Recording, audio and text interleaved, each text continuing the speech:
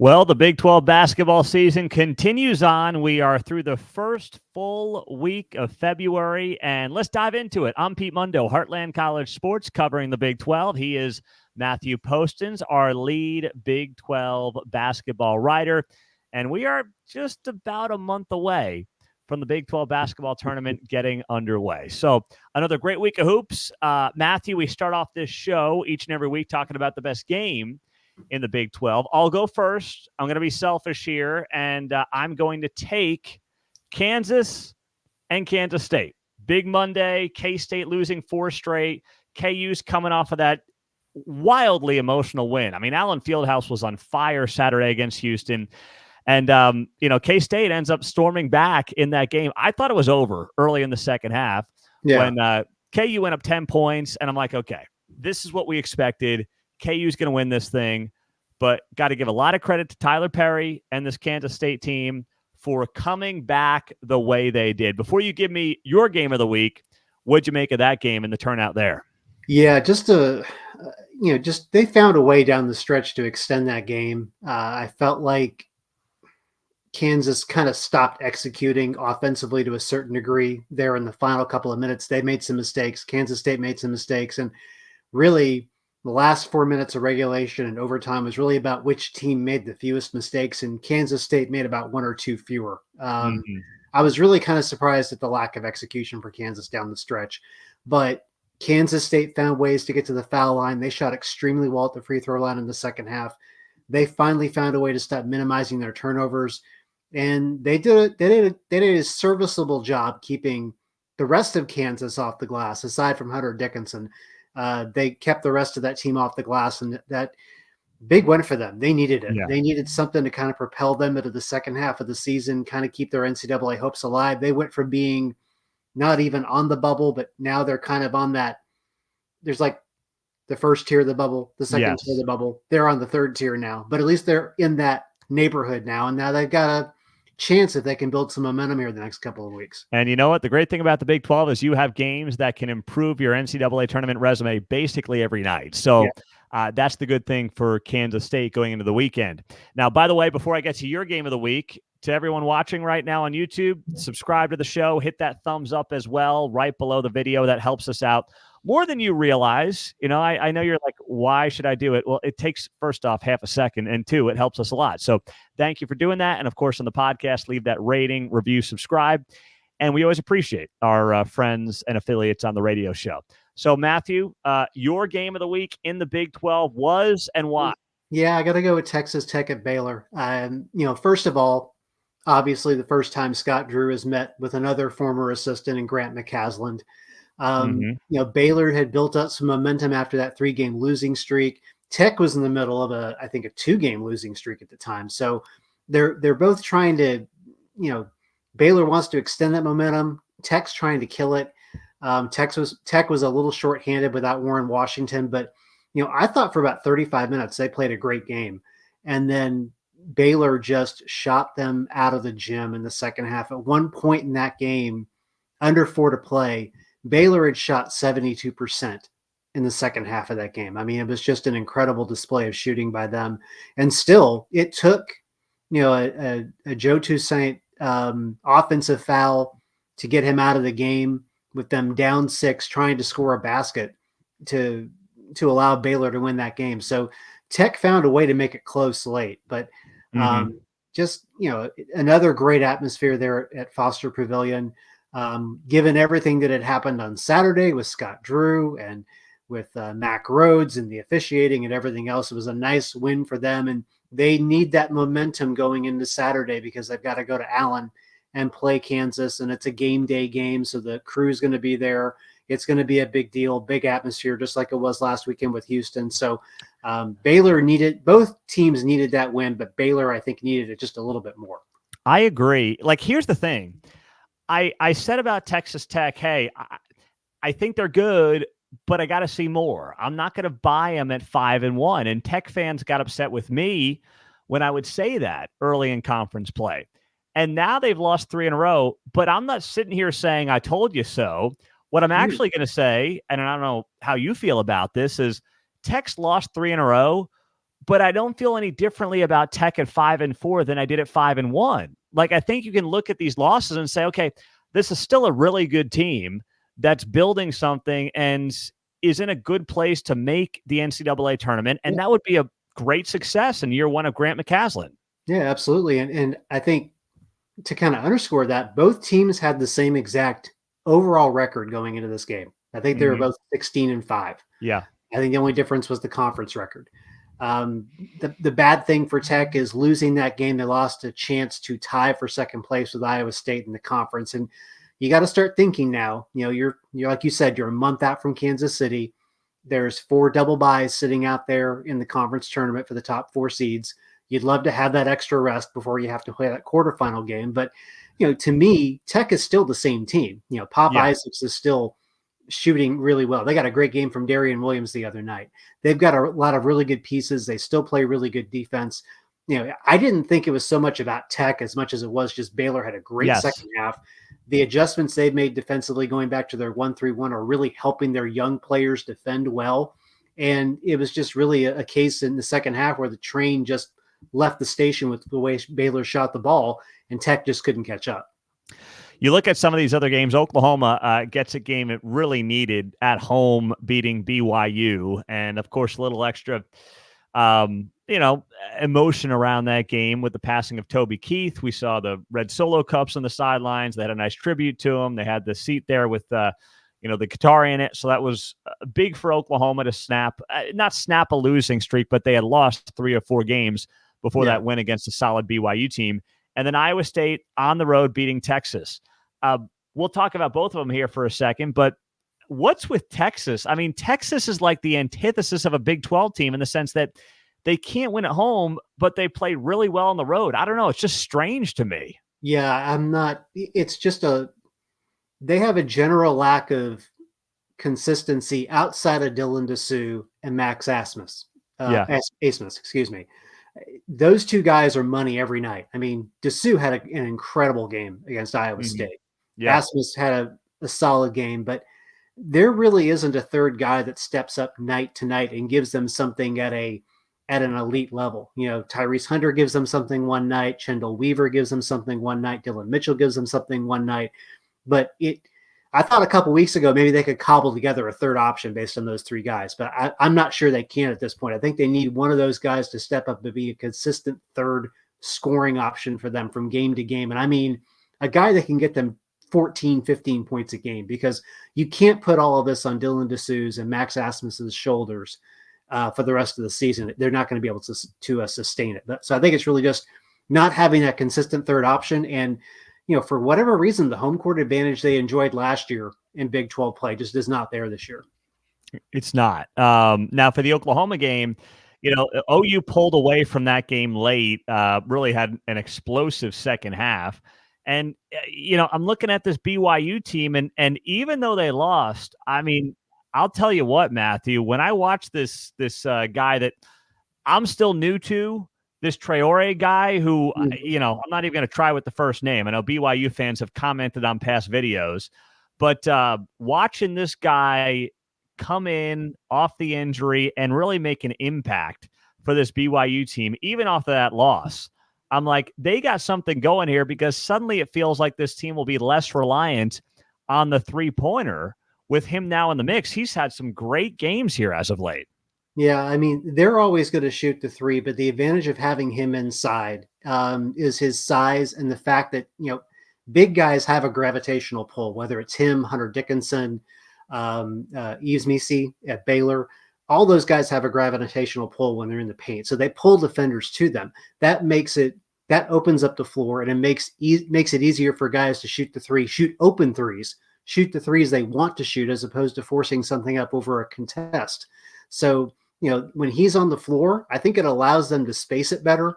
It forces defenders to, account for him down low, perhaps even double team him when he has the ball. And it just makes finding good 3s for them a little bit easier.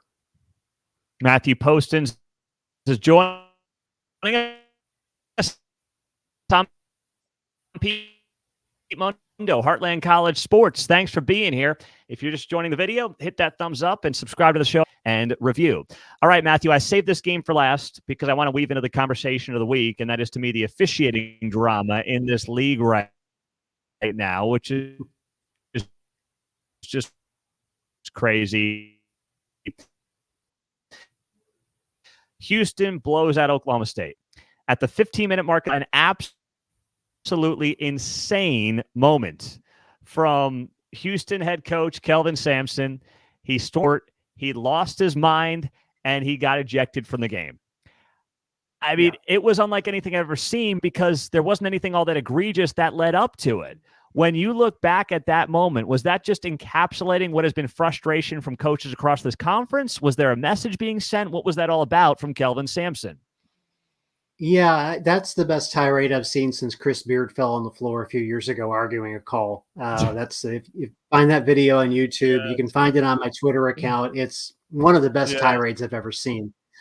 You know, the foul in question was, it looked like an Oklahoma State post player moved a guy on his team forward, and they didn't call it offensive foul.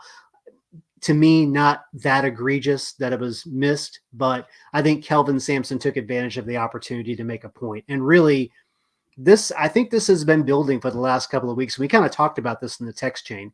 You've got Jerome Tang calling out an official by name for what he called chirping at Cam Carter. You've got Scott Drew being ejected last weekend for stepping out of the coach's box, which frankly, rarely does any official actually enforce that. Mm-hmm. You've got Mack Rhodes criticizing officials after the game, and now you've got this from Kelvin Sampson. I think I've never seen anything like this in this conference in the 7 years I've covered it. Don't forget Porter Mosier got asked about Big 12 officiating on Monday, and he just said, next question. I mean, they're all sending a message, Matthew. None of them are happy. Yeah, so here's the thing that people should understand. Number one, there are no Big 12 officials. They're part of a consortium that they share officials with the Ohio Valley Conference USA. The guy who oversees Big 12 officials, Curtis Shaw, he oversees officials for all four of those conferences. Number two, everybody has a back channel to the conference. So if you're unhappy about officiating, there are ways to handle that with the conference. Back in the football season, Tech was not happy with the officiating at a certain game. They sent a bunch of video to the Big 12 saying, here's what we're unhappy with. There are back channels like that in the Big 12 for basketball as well. If you have this kind of critical mass happening right now, this tells me that the coaches and the administrators feel as if either A, the officiating is not up to their standard, like Mack Rhodes said, or B, they've expressed their displeasure with it and they feel like it's not being heard.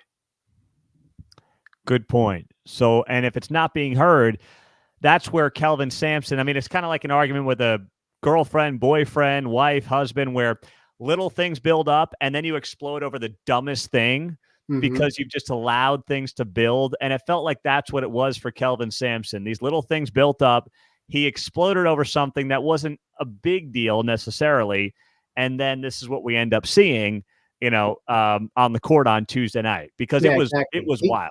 He took advantage of an opportunity in a game where he knew he had it won to make a point. And to build on that, Fran Fraschilla, who knows the conference probably better than anybody else, he tweeted out Wednesday after all of that. He said he made 3 points, and he said this on the air. Big 12 basketball is way too physical the last 2 weeks.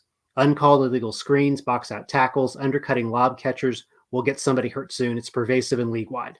That's one. Coaches absolutely need to stay in the coaching box, but this has been a rule all season and has been unenforced until now. That's on the officials. And no, Scott Drew was not out of the coaching box by rule. Third, some assistant in the league need to sit their asses down and stop distracting your head coach. You are not co-coaches, and you are only getting them agitated with the officials. It's the best job you've ever had. Do your job. Oh, I love that from Fran. I hadn't seen that. So good for him. So if Fran is tweeting that out, then Fran is seeing, Fran talks to all these coaches all the time. So he gets the good and he also gets the frustration. And it could very well be that he's channeling some of that frustration in what he talked about during, I think he was at the Houston game Tuesday night, during that game, based on partly in part on what he's hearing from coaches, because he used to be a coach himself. Mm-hmm. He understands how all this operates.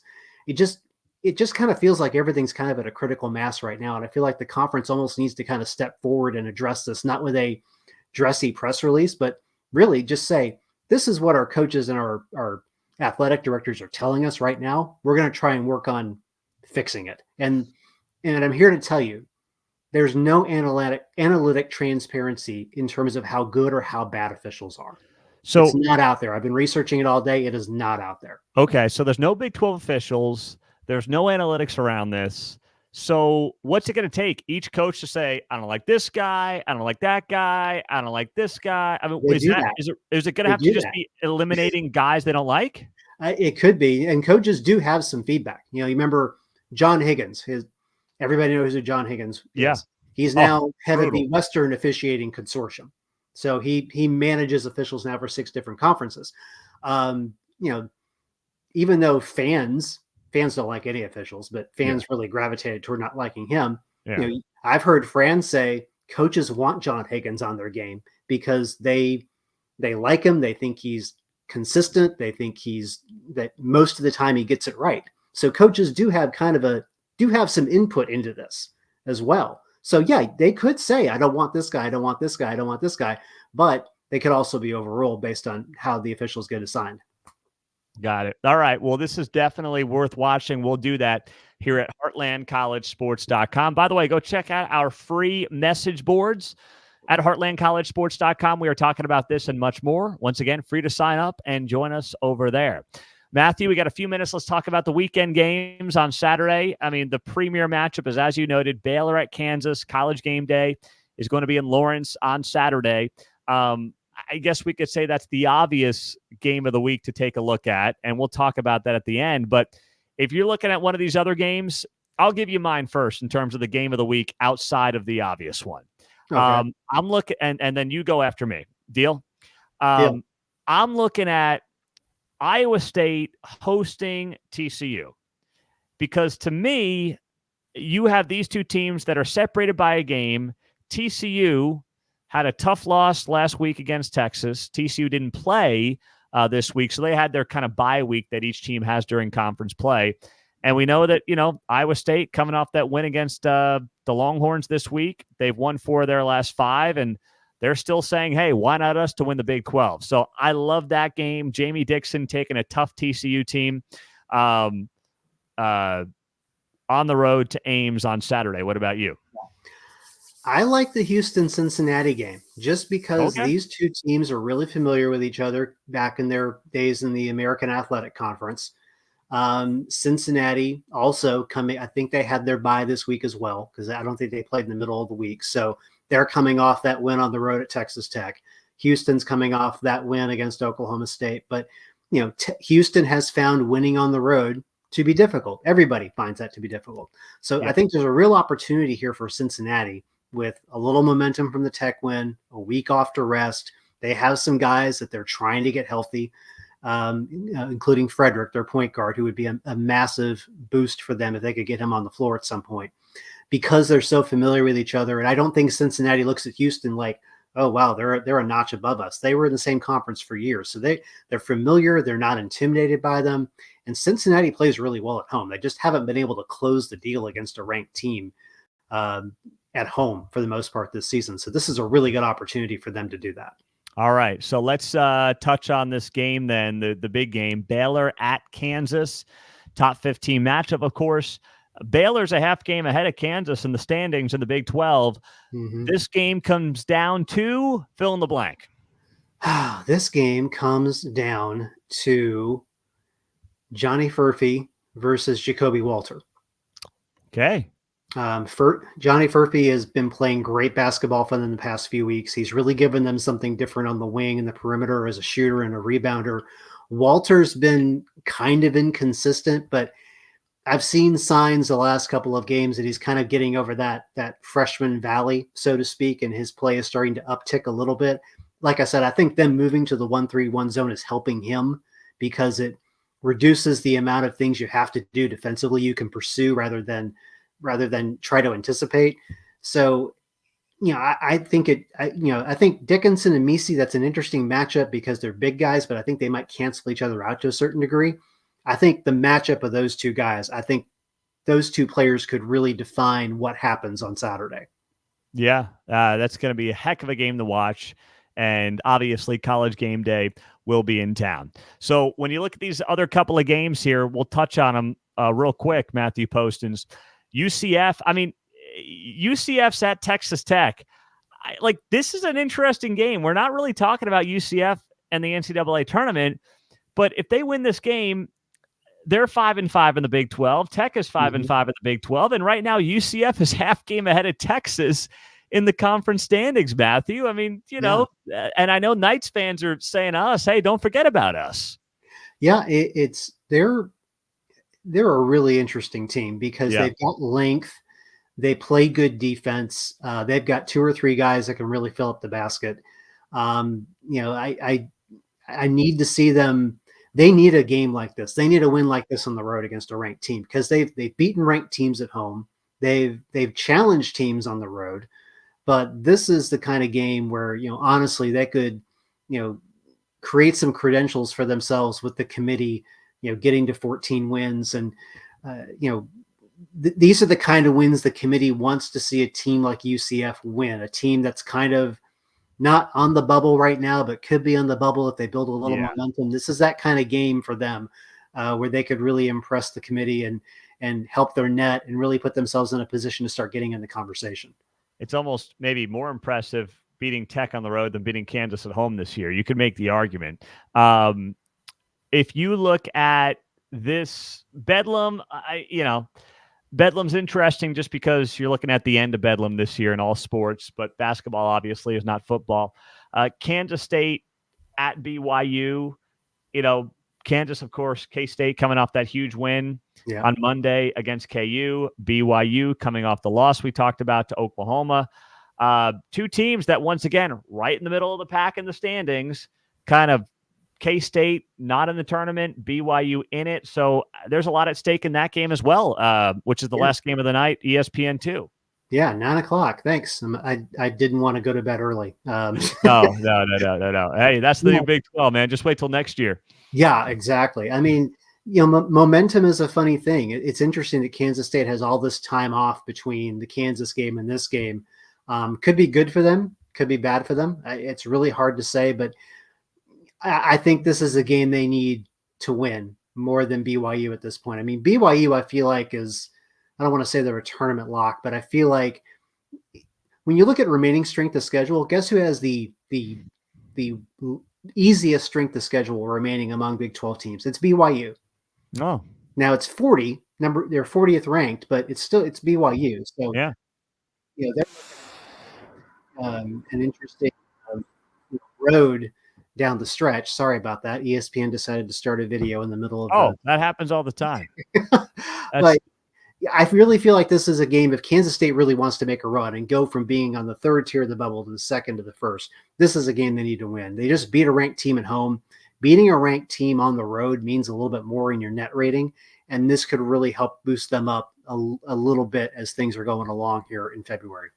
And then, of course, the last game, we're not forgetting about you, West Virginia fans, on the road against Texas. And listen, 2 teams near the bottom of the standings. Texas still has a very good chance, of course, to be in the big dance.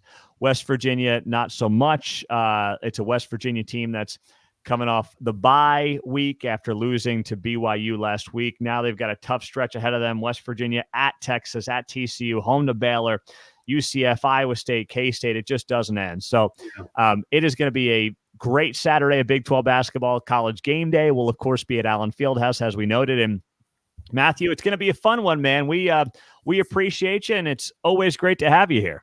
Yeah, and West Virginia tends not to play well at Texas, but they have one thing this time around they did not have the last time around. They have Jesse Edwards back. Good point. They have size and scoring inside to go up against Dylan DeSue. I think that makes that a very interesting game. It's going to be fun, man. It's going to be fun. Although screw Longhorn Network, as far as I'm concerned. Gosh. Don't get me started. Iowa State has made their final appearance from a men's standpoint. So good riddance to that piece of crap network. All right. Matthew, it's always good, man. We'll be watching, we'll be following, and we'll be reading on the website this weekend. All right. Appreciate it. You bet. He's Matthew Postins. I'm Pete Mundo. HeartlandCollegeSports.com is where you find us covering the Big 12. Subscribe to the channel before you go. Hit that thumbs up as well. Helps this show. And if you're on the podcast, drop us that 5-star rating and review. We greatly appreciate you doing that. Enjoy the games. We'll talk to you next week at HeartlandCollegeSports.com. See you later.